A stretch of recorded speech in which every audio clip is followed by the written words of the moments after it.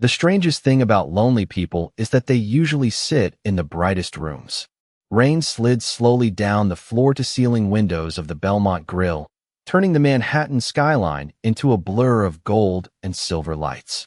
Inside, crystal glasses clinked softly beneath chandeliers worth more than most apartments in Brooklyn, while politicians, investors, and celebrities laughed over $1,200 bottles of wine like the world outside didn't exist. At exactly 8:17 p.m., the front doors opened, and the atmosphere shifted without anyone saying a word. Ethan Blackwell stepped inside wearing a charcoal overcoat darkened by rain, his expensive leather shoes leaving faint watermarks across the marble floor. Conversations lowered instantly. A hostess straightened her posture. Two men near the bar stopped talking mid-sentence. Even the piano player missed a note. Ethan was the kind of billionaire people recognized before they even saw his face. The kind whose presence made other wealthy men suddenly aware of their own smaller fortunes. $40 billion. Tech empire. Private jets. Magazine covers. A man who owned half the skyline and trusted almost nobody in it. But Ethan barely noticed the attention anymore. Fame had become background noise years ago. He removed his watch slowly, glancing at the storm outside with tired gray eyes that looked older than 38. Then something unusual happened. Someone didn't look at him. Near the far end of the restaurant, a waitress stood quietly polishing coffee cups beneath a hanging amber light. Blonde hair tied loosely behind her neck. White button-up sleeves rolled carefully to her elbows. No makeup beyond what exhaustion allowed. She continued drying the cup in her hands as if the richest man in New York hadn't just walked into the room. Ethan noticed immediately, not because she was trying to ignore him, but because she genuinely wasn't interested. "Mr. Blackwell," the hostess said quickly, hurrying toward him with nervous energy. "Your table is ready." Ethan nodded once, but his attention drifted back toward the waitress. Most people reacted to him in predictable ways. Excitement, fear, calculation, admiration. This girl offered nothing. No widened eyes. No whisper to coworkers. No subtle glance toward his watch or tailored coat. Just calm silence beneath warm yellow light. Strange. "Would you prefer the private room tonight?" the hostess asked carefully. No, his voice was low, distant. "The main floor." As Ethan followed her deeper into the restaurant, he passed close enough to the waitress to hear porcelain touch softly against linen cloth. She still didn't look up. Not once. But he noticed her hands. Steady, delicate, careful in a way that suggested she respected even small things. Claire Bennett had spent 3 years mastering invisibility. In Manhattan, invisibility was survival. Wealthy customers preferred waitresses who smiled politely, moved quietly, and disappeared the second plates touched the table. Claire understood the assignment better than most. She worked double shifts 6 nights a week, took the subway home at midnight, slept 4 hours, then did it again. Not because she lacked ambition, but because life had interrupted it. Somewhere inside her tiny Queens apartment sat an unopened acceptance letter from Juilliard wrapped carefully inside an old piano book she no longer touched. Some dreams became too expensive to keep alive. "Claire," her manager whispered sharply as she passed by. "That's Ethan Blackwell. Table 7. Don't make mistakes tonight." Claire placed the cup down gently and reached for another one. "I won't," she said softly. Her voice carried no excitement at all. Across the room, Ethan loosened his tie while watching rain race down the windows beside his table. The city called him one of the most powerful men in America. Yet sitting alone beneath golden light with untouched whiskey in front of him, he looked less like a billionaire and more like someone quietly waiting for a feeling he couldn't buy back anymore. Then Claire finally approached his table carrying a black coffee and a folded linen napkin. And for the first time that night, Ethan Blackwell looked directly into the eyes of the woman who would change his life. Claire placed the coffee carefully in front of Ethan Blackwell, the dark surface trembling slightly. Beneath the restaurant lights as thunder rolled somewhere above Manhattan. "No sugar," she said softly. "You usually do not take any when it rains." Ethan looked up slowly. Most people around him spoke too much. They explained themselves, tried too hard. But this girl delivered a single sentence with calm certainty, then stepped back as if silence itself were part of her uniform. "You remember my order?" he asked. Claire adjusted the folded napkin beside his glass. "You came in twice last winter during storms." Ethan narrowed his eyes slightly. He did not remember her. That bothered him more than it should have. He remembered acquisitions worth billions, board members from Tokyo, lawsuits from 5 years ago. But somehow he had forgotten the woman standing directly in front of him while she remembered the smallest detail about him. Claire noticed his expression but said nothing. Years of working around wealthy men had taught her something important. Powerful people hated feeling unnoticed almost as much as they hated feeling understood. "Would you like anything else tonight?" she asked politely. Ethan studied her for a second longer than normal. "Sit down for 1 minute." Claire blinked once. "I am working." That was not a request people usually refuse. His tone was calm, but there was a familiar edge underneath it. The edge of a man accustomed to obedience. Claire glanced briefly toward the crowded dining room before meeting his eyes again. "Then maybe that is why I should." For the first time in weeks, something almost resembling amusement touched Ethan's face. Small, brief, real. Across the room, 2 women near the bar whispered while staring toward table 7. One of them discreetly lifted her phone for a photo. Ethan ignored them completely. His attention stayed on Claire. "Do you always talk to customers like this?" "Only the ones who forget waitresses are human beings." The sentence landed softly, but Ethan felt it anyway. Strange. Most criticism aimed at him sounded sharp, emotional, desperate. Claire's voice carried none of those things. She simply stated the truth and allowed silence to do the rest. Somewhere behind the kitchen doors, plates clattered loudly. Rain continued tapping against the windows in uneven rhythms. Claire tucked a loose strand of blonde hair behind her ear and reached for his empty water glass. Ethan noticed her hands again. No jewelry except a thin silver ring that looked too old to be decorative. Faint ink marks near her wrist. Tiny signs of someone still writing things down by hand in a city addicted to screens. "What is your name?" he asked quietly. "Claire Bennett." "How long have you worked here?" "Claire Bennett." "Long enough to know the rich order expensive wine when they are celebrating and whiskey when they are lonely." Ethan looked at her carefully after that. Really looked. Most people became nervous under his attention. Claire did not. She stood there beneath warm restaurant light with the same calm expression she had while drying coffee cups earlier. Like she had already survived harder things than wealthy men with difficult personalities. "And what do I drink?" he asked. Claire glanced briefly at the untouched whiskey beside his hand. "You order whiskey," she replied softly. "But you barely drink it." Silence settled between them again. Not awkward, just honest. Ethan leaned back slightly in his chair. "You analyze all your customers?" "No," she picked up the water pitcher. "Only the ones who look exhausted while pretending they are successful." Something shifted behind Ethan's eyes then. Quick enough most people would miss it. But Claire noticed. Pain recognized pain. Before Ethan could respond, a sharply dressed man approached table 7, holding an expensive umbrella still dripping rainwater onto the marble floor. "There you are." The man laughed loudly, clapping Ethan on the shoulder. "The board meeting ended an hour ago, and you disappeared." Ethan's expression closed immediately. Cold again. Controlled. "Daniel," he said flatly. Daniel Harper was the kind of man who belonged naturally in rooms filled with billionaires. Perfect haircut.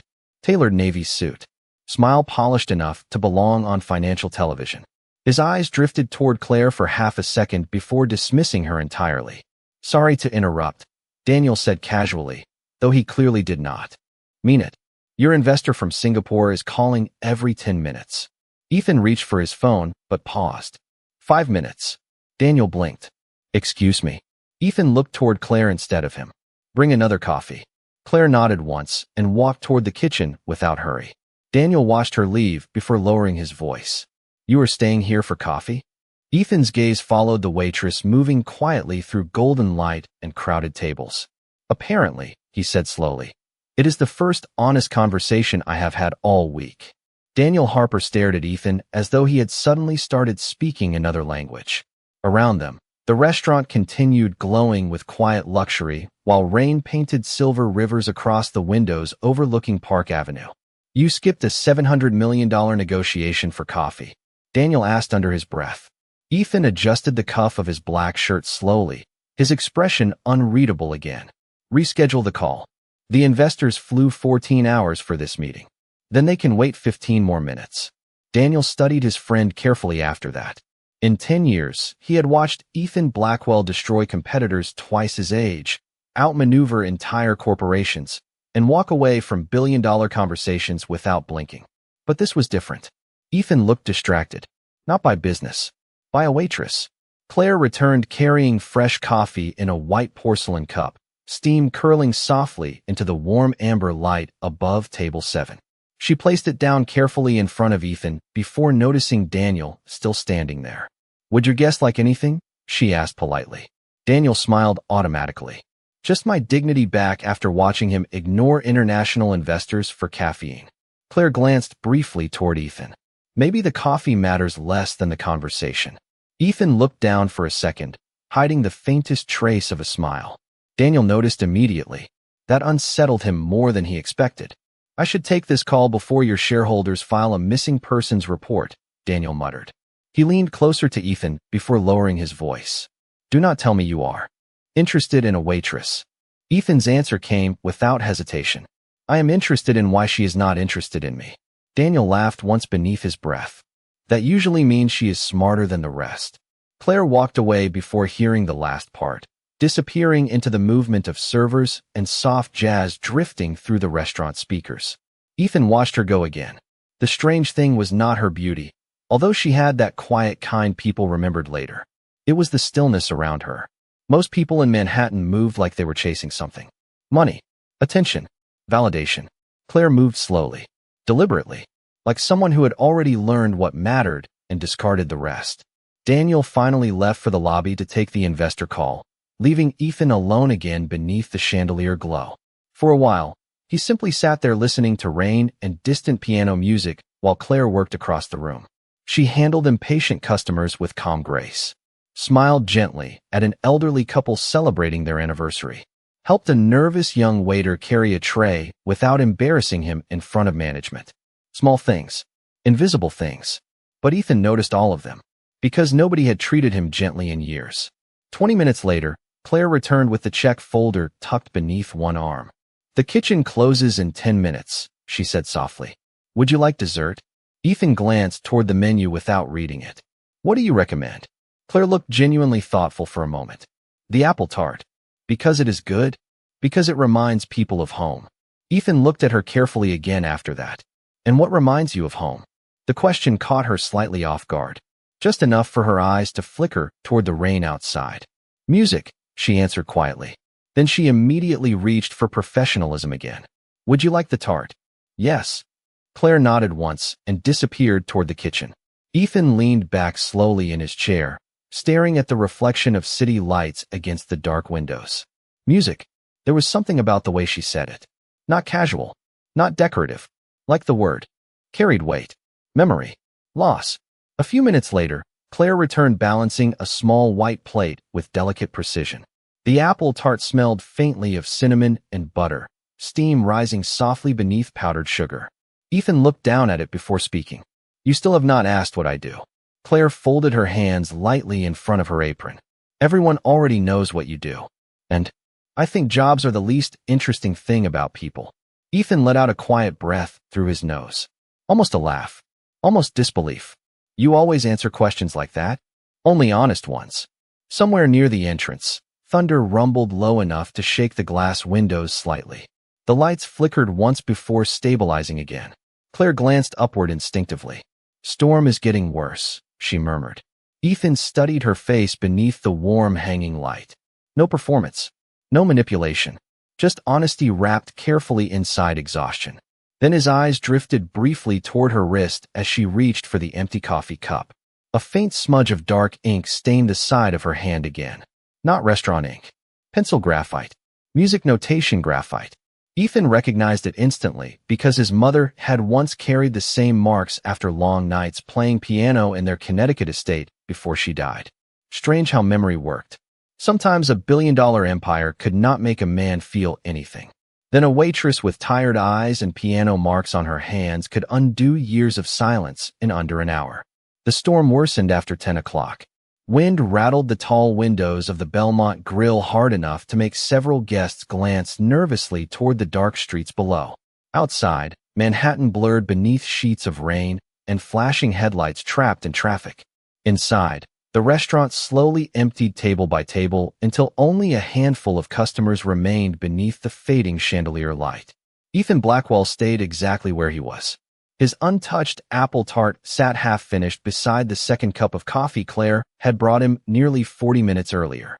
Across the room, servers stacked chairs and polished silverware while soft jazz drifted through nearly empty space. Claire moved quietly between tables, collecting dishes with the same calm rhythm she had all night. Not rushed, not careless, just tired in a way she tried hard to hide. Ethan watched her longer than he intended. There was something strange about wanting to understand someone who clearly did not want attention. He was not used to mystery. In business, everything had patterns, weaknesses, motives. But Claire felt different. Like a song he recognized without knowing where he had heard it before. "You are still here." Claire's voice pulled him from his thoughts as she approached table 7, carrying the check folder again. Ethan glanced toward the nearly empty restaurant. Apparently, most billionaires leave before the cleaning staff arrives. Most billionaires probably have somewhere they want to be. Claire paused slightly at that. Not enough for anyone else to notice. But Ethan saw it. "And you do not?" she asked softly. Ethan looked out toward the rain-covered skyline. Thousands of glowing windows stretched across the city like scattered stars. Penthouse suites, luxury offices, beautiful places filled with expensive furniture and lonely people. Not tonight. Claire lowered her eyes briefly before placing the black leather check folder beside him. "We close in 15 minutes. Ethan reached into the inner pocket of his coat slowly and removed a sleek silver watch before setting it casually beside the receipt. A Patek Philippe worth more than most people made in a year. Claire noticed immediately. Ethan noticed her noticing it. The test had begun. He had done versions of this his entire life. Money revealed character faster than questions ever could. Some people became greedy, others nervous. Most became predictable. Claire simply picked up the watch carefully and held it out toward him. "You almost forgot this." Ethan leaned back slightly in his chair. "Keep it." Claire blinked once. "Why?" "Maybe I am rewarding honesty. Or maybe you are trying to buy comfort." The answer came gently. No accusation. Just truth wrapped inside exhaustion. Ethan folded his hands together slowly. "And if I am?" Claire placed the watch back onto the table between them. "Then you probably spend a lot of time around people pretending to like you." Silence. Somewhere in the kitchen, someone laughed softly before the sound disappeared again beneath distant thunder. Ethan stared at Claire for several long seconds. Nobody spoke to him like this. Not employees. Not executives. Not women at charity galas who memorized his favorite scotch before introductions even ended. Claire looked at him the way doctors looked at x-rays. Calm. Careful. Seeing more than he wanted seen. "You think that is all people see when they look at me?" he asked quietly. Claire shrugged lightly. "I think money is loud." Her eyes drifted toward the untouched whiskey beside him again. And lonely people usually make loud things louder. Ethan let out a quiet breath through his nose. Another almost laugh. Another unfamiliar feeling. Claire stepped back slightly, preparing to leave him alone with the check. "Good night, Mr. Blackwell." "Ethan." She hesitated. "Good night, Ethan." Then she turned toward the kitchen hallway, disappearing beneath dim amber light with slow, tired steps. Ethan remained motionless for a long moment after she left. Rain traced silver lines across the windows while the piano player quietly packed sheet music near the stage. The strange thing was not that Claire challenged him. Plenty of people challenged powerful men. The strange thing was that she expected nothing afterward. No flirtation. No apology. No hidden agenda. Just honesty. Ethan finally stood and reached for his coat, but something near the edge of table 7 caught his attention. A small folded paper had slipped from Claire's apron while she cleared dishes earlier. He picked it up carefully. At first he assumed it was a receipt. Instead, it was sheet music written in pencil. Handwritten notes covered the page in elegant, precise strokes. Classical composition. Original composition. Ethan stared at the paper beneath soft golden light while distant thunder rolled across Manhattan again. Then his eyes moved slowly toward the hallway where Claire had disappeared moments earlier. And for the first time in years, Ethan Blackwell felt curiosity stronger than ambition. The Belmont Grill finally closed just after midnight. Chairs rested upside down on polished tables, while the last employee wiped rainwater from the front entrance. Outside, Manhattan still shimmered beneath the storm, Every traffic light reflected across wet pavement like broken gold. Claire Bennett stepped out through the employee exit, pulling her gray wool coat tighter around herself as cold wind swept through the alley beside the restaurant. Exhaustion sat visibly on her shoulders now that no customers remained to perform calmness for. She adjusted the strap of her worn leather bag and started toward the subway entrance 3 blocks away without noticing the Blacktown car waiting silently across the street. Ethan Blackwell sat inside the back seat staring at the folded sheet music still resting in his hand.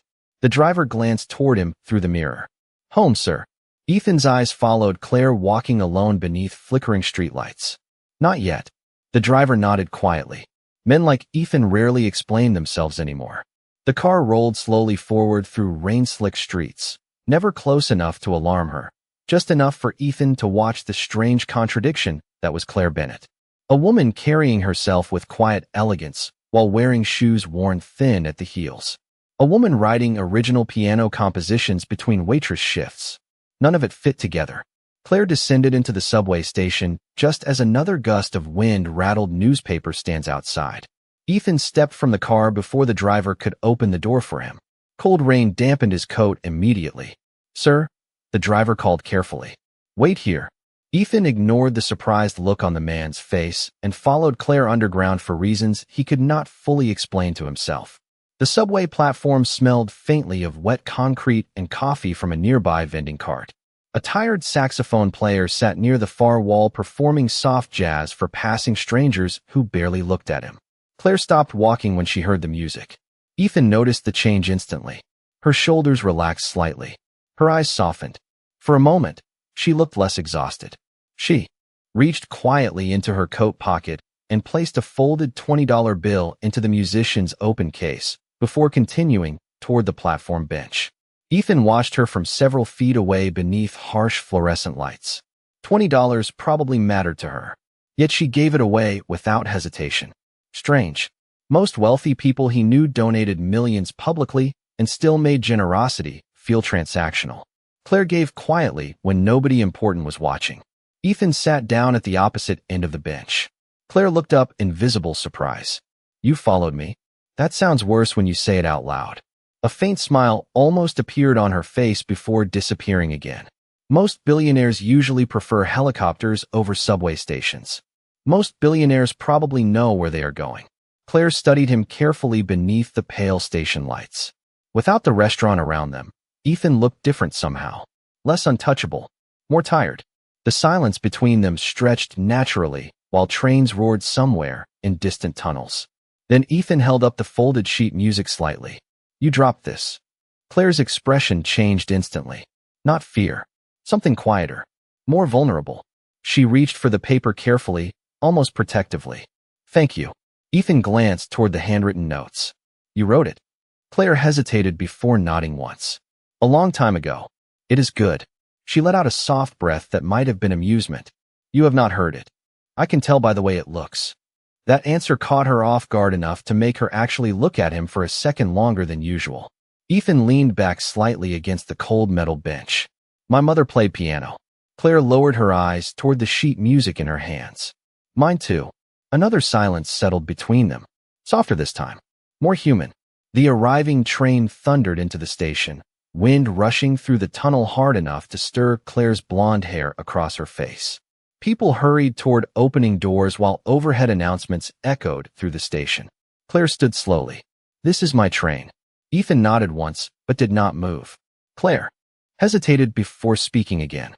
"You really should go home, Ethan." "Maybe." She adjusted the strap on her shoulder. "People like you forget something important sometimes." "What is that?" Claire looked at him carefully then. Really carefully. Like she was deciding whether honesty would wound him or save him. "Not everyone is impressed by being rich," she said softly. "Some people are more interested in whether you are kind." The train doors opened beside her with a sharp metallic sound. Claire stepped inside without another word. Ethan remained seated on the bench as the subway pulled away into darkness seconds later. And for the first time in years, the richest man in the station felt strangely small beneath fluorescent lights and unfinished silence. The next morning, Manhattan looked washed clean by the storm. Sunlight spilled across glass skyscrapers while steam rose from street vents like the city itself was slowly waking up. At exactly 7:30, Ethan Blackwell stood alone inside his penthouse kitchen, staring at a cup of untouched coffee growing cold beside the window. The apartment stretched across 3 floors above Central Park, filled with marble, abstract art, and silence expensive enough to echo. Normally mornings began with market reports, investor calls, and 3 assistants waiting for instructions before he even finished breakfast. Today, none of it held his attention. His eyes stayed fixed on the folded sheet music resting beside the coffee cup. Claire Bennett, waitress, composer, subway rider, honest in ways that made him uncomfortable. Ethan rubbed a hand slowly across his jaw before finally reaching for his phone. Daniel, he said the second the call connected. I need information on someone. A pause. Then a tired sigh answered him. Please tell me this is about an acquisition and not the waitress. Ethan ignored the comment. Claire Bennett, 27, works at the Belmont Grill. Ethan, just background. That is exactly what rich people say before making terrible decisions.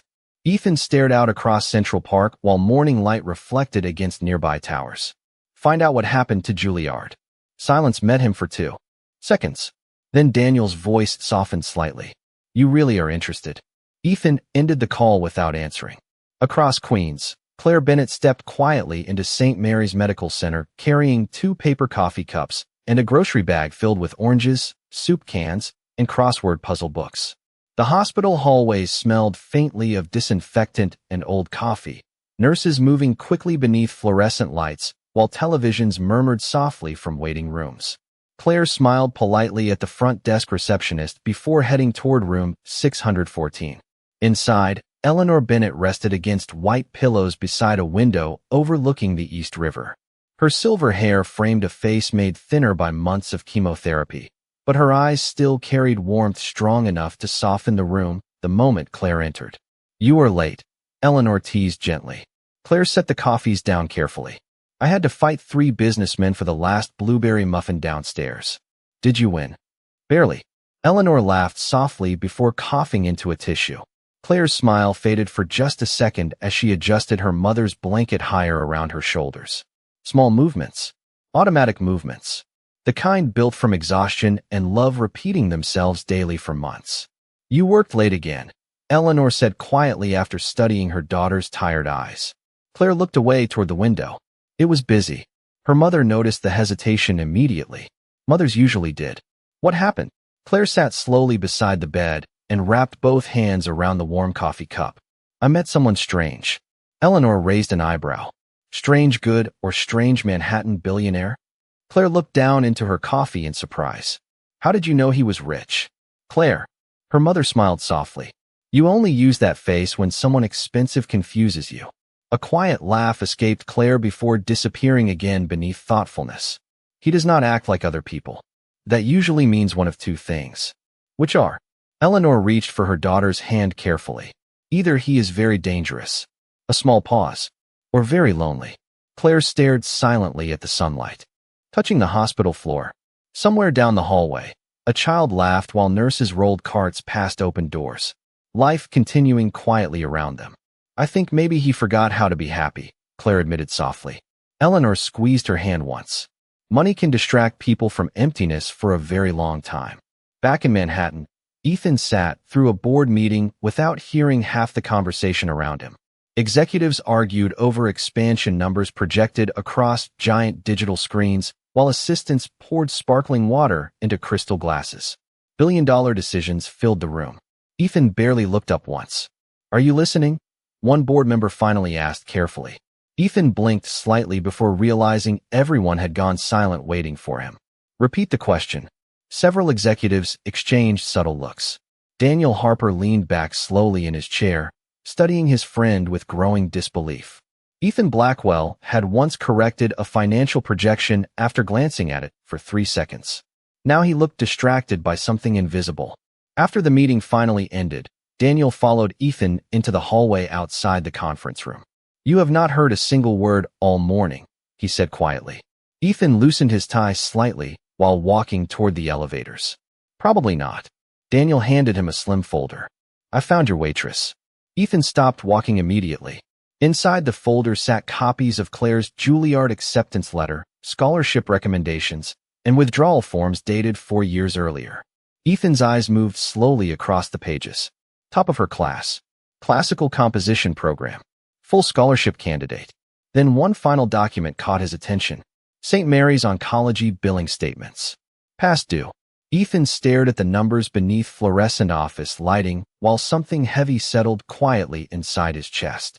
And for the first time in years, success suddenly felt like an embarrassingly small thing to be proud of. 3 nights passed before Ethan returned to the Belmont Grill. In Manhattan, 3 days usually meant nothing. Markets changed. Headlines disappeared. People forgot each other between meetings. But for Ethan Blackwell, those 72 hours felt strangely restless. He caught himself staring at piano stores through tinted car windows, pausing outside cafes whenever soft jazz drifted onto sidewalks, thinking about a waitress every time he saw rain touch glass. None of it made sense, which was exactly why it stayed with him. The Belmont glowed warmly against the cold evening like a memory refusing to fade. Amber lights reflected across polished windows while guests in tailored coats disappeared through revolving doors beneath the gold sign outside. Ethan stepped from his car carrying none of his usual urgency. No assistants. No security nearby. Just a dark overcoat and thoughts he could not organize properly anymore. Inside, the restaurant hummed softly beneath low conversation and piano music. Claire stood near the back bar balancing a tray of wine glasses when she looked up and saw him. For the briefest second, surprise crossed her face before calm returned again. Ethan noticed both. "You came back," she said quietly as he approached table 7. "Apparently I did." Claire placed a menu in front of him, though they both understood he would barely look at it. "Busy night." Ethan glanced around the crowded dining room. "Depends. On what? Whether I am here for dinner." A faint smile touched Claire's lips before she lowered her eyes toward the order pad in her hand. "And why are you here?" Ethan looked at her for a long second beneath the hanging amber light. "I'm still trying to figure that out." Something softened in Claire's expression then. Not flirtation. Something quieter. Recognition, maybe. Before either could say more, a loud voice interrupted from nearby. "Claire, sweetheart, table 4 has been waiting 10 minutes already." Richard Holloway, one of the restaurant's regular customers, leaned back in his chair with the relaxed arrogance of a man who mistook money for charm. Mid-50s. Expensive watch. Wedding ring he ignored publicly. Claire straightened slightly. "I will be right there, Mr. Holloway. Do not keep your favorite customer waiting." His eyes drifted briefly toward Ethan before returning to Claire with a smile that felt too familiar. Ethan noticed the subtle tension in Claire's shoulders immediately. "You know him?" Ethan asked once Holloway looked away again. Claire kept her voice neutral. "He comes here often." "And bothers you often?" Claire reached for Ethan's water glass instead of answering directly. Silence usually protected dignity better than complaints did. Ethan's jaw tightened almost invisibly as he watched Holloway laugh loudly with 2 younger investors at the next table. Men like that existed in every industry. Wealthy enough to mistake politeness for invitation. Claire moved toward table 4 carrying another bottle of wine, while Ethan watched quietly from across the room. Holloway touched her wrist lightly while speaking. Claire stepped back immediately without creating a scene, her professionalism wrapping around discomfort like armor. Most people in the restaurant never noticed. Ethan did. Something cold moved through him then. Not jealousy. Respect. Because Claire remained graceful even when the world made grace difficult. 10 minutes later, she returned carrying Ethan's dinner. "I am sorry about that," she said softly while placing the plate down. Ethan looked toward Holloway again before speaking. "You should not have to apologize for other people being disrespectful." Claire paused slightly. "You noticed?" "I notice more than people think." She folded her hands lightly in front of her apron. "Most men like him are harmless." Ethan's gray eyes lifted toward her slowly. "Harmless people usually do not make women uncomfortable." Claire looked away for a second after that. Not because she disagreed. Because nobody had bothered saying something like that to her in a very long time. Ethan reached into the inner pocket of his coat carefully before sliding a sealed white envelope across the table toward her. Claire frowned softly. "What is this?" "Open it later." "Ethan, it is not money." She studied him cautiously before picking up the envelope. Her fingers froze the moment she read the return address printed in the corner. Juilliard School of Music. Claire's breath caught almost invisibly. Ethan watched her carefully beneath soft golden light. "I made one phone call," he said quietly. "Your scholarship offer can still be reinstated." Claire stared at the envelope like it contained another version of her life folded inside paper. "Why would you do that?" Ethan leaned back slowly in his chair. For once, his answer arrived without strategy, without calculation, just honesty. Because the world already has enough people pretending to be something they are not. His eyes stayed on hers. And because watching someone abandon who they were meant to become feels wrong. Claire swallowed hard before lowering her gaze toward the unopened envelope again. Around them, glasses clinked softly while the restaurant continued moving through another ordinary Manhattan night. But Table 7 no longer felt ordinary at all. Because for the first time in years, Claire Bennett looked at Ethan Blackwell and realized he might not simply be a rich man trying to impress her. He might actually be trying to understand her. Claire did not open the envelope until nearly an hour later. The dinner rush had finally slowed, and the restaurant glowed softer now beneath dimmed chandeliers and quiet piano music drifting through the nearly empty dining room. Ethan remained at Table 7 pretending to review emails on his phone while watching Claire from the corner of his eye. She stood alone near the service station beside stacked wine glasses, her fingers resting carefully on the white envelope like she was afraid it might disappear if opened too quickly. Then finally, she slid the letter free. Ethan saw the exact moment her breath caught. Her eyes moved across the page once, then again slower. Scholarship reinstatement. Full tuition review. Special invitation to return for advanced composition placement. Claire lowered the paper immediately, blinking hard beneath the warm amber lights. Not crying, just trying very hard not to. Ethan looked away instinctively, suddenly feeling like witnessing private hope was more intimate than witnessing pain. "Claire," her manager approached, carrying inventory sheets beneath one arm. "Table 12 needs another bottle." Claire folded the letter carefully and slipped it back inside the envelope before anyone else could read it. Right away. But her hands trembled slightly now while reaching for the wine opener. Ethan noticed. Of course he noticed. She moved through the next 20 minutes like someone walking between two different lives at once. One life smelled like expensive steak dinners and exhausted subway rides. The other smelled like old piano wood and forgotten dreams reopening quietly after years underground. Around 11:30, the last customers finally drifted out into the Manhattan night.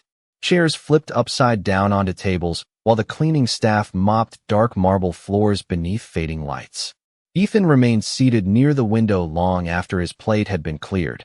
Claire approached slowly, still holding the envelope against her chest. "You should not have done this," she said softly. Ethan looked up. "You are angry?" "No." She shook her head carefully. "That is what scares me." Silence settled gently between them. Outside, light snow had begun replacing rain, drifting slowly past the tall windows like tiny pieces of quiet. Ethan studied Claire beneath the dim restaurant lighting. Exhaustion still lived beneath her eyes. But tonight something else lived there too. Possibility. "Why music?" he asked quietly. Claire looked down toward the envelope in her hands.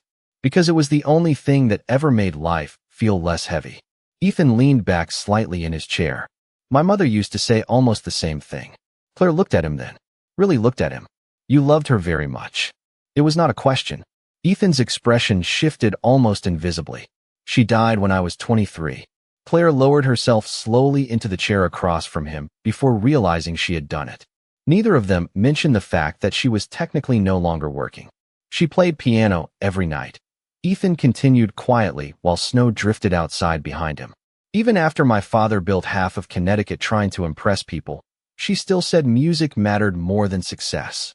A faint smile touched his face briefly. He hated hearing that. Claire rested her fingers lightly against the edge of the envelope. Maybe she understood something he did not. Ethan looked toward the dark windows for a moment before speaking again. "After she died, I sold her piano." Claire's eyes softened slightly. "Why?" Ethan let out a slow breath. "Because hearing silence where she used to play felt unbearable." The honesty in his voice settled quietly between them. No performance. No billionaire mask. Just grief surviving longer than expected. Claire looked down at her hands for a second before asking softly, Do you regret it? Ethan answered immediately. Every day. Somewhere in the kitchen, someone switched off the final overhead light. Half the restaurant darkened instantly, leaving only the golden lamps near the windows glowing softly around table 7. Claire glanced toward the old, upright piano near the small stage in the corner of the restaurant. It had sat there untouched most nights except for occasional jazz performers during weekends. "Wait here," she said quietly. Ethan frowned slightly, but nodded once. Claire crossed the empty restaurant slowly before sitting down at the piano bench beneath dim amber light. She rested her fingers above the keys for several silent seconds, eyes closed briefly like she was listening for courage somewhere inside herself. Then she began to play, softly at first, delicate notes drifting through the empty restaurant like snowfall against glass. Ethan froze instantly. The melody carried sadness without bitterness, hope without innocence. It sounded like survival, like subway rides home after midnight, like hospital hallways and dreams folded carefully into drawers because life became too expensive. Ethan stared at Claire beneath the golden light, while music filled spaces words never could. And somewhere between the first note and the last, Ethan Blackwell realized the terrifying truth. He was no longer curious about Claire Bennett. He was already falling in love with her. Snow continued falling quietly over Manhattan long after midnight.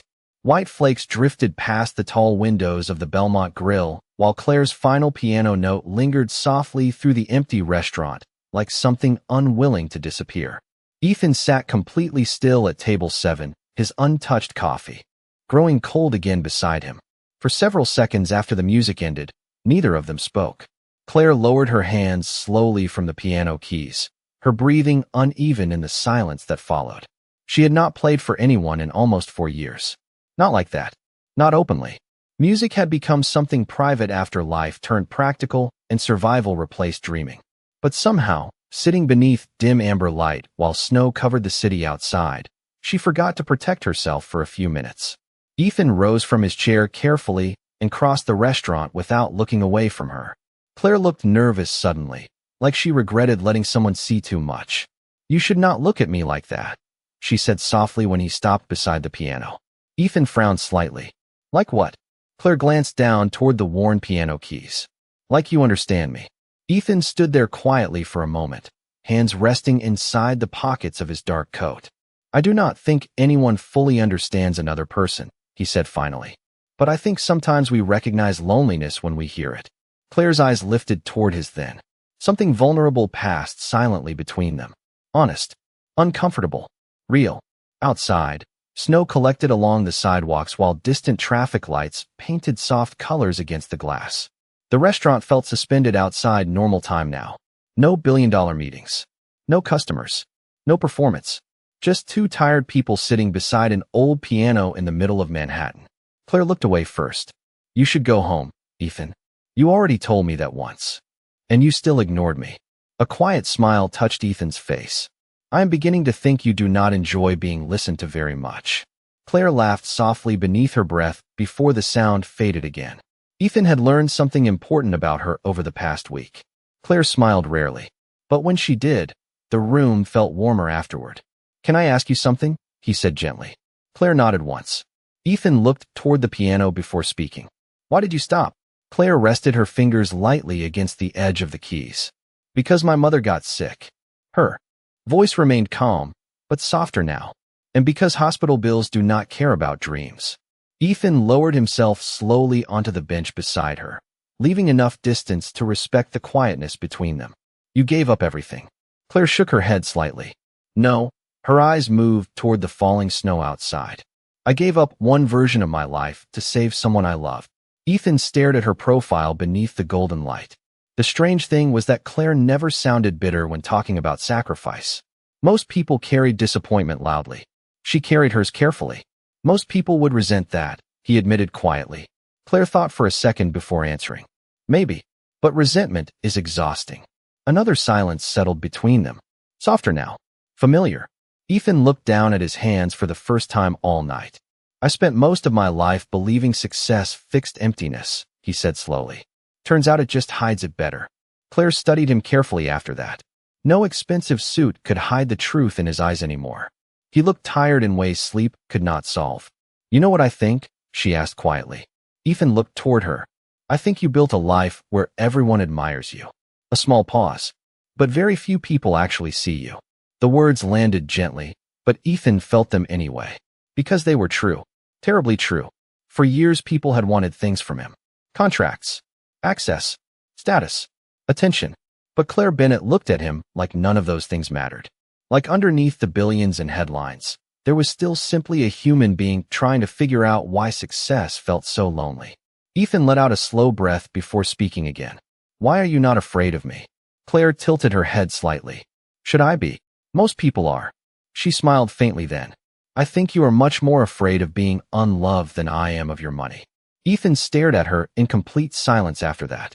Snow continued falling quietly outside, while soft piano notes still seemed to echo through the empty restaurant walls. Claire stood slowly from the bench and reached for her coat, hanging nearby. Good night, Ethan. He rose with her. Claire. She paused. Ethan looked at her carefully beneath the warm amber lights, his voice quieter than she had ever heard it before. Thank you. Claire frowned softly. For what? Ethan glanced once toward the old piano before meeting her eyes again. For reminding me that having a soul matters more than having a fortune. Claire stood motionless for a second while snow drifted behind him through the windows like silent white stars. Then she stepped closer just enough for her voice to soften. Maybe you always had one, she whispered gently. Maybe nobody ever taught you how to listen to it.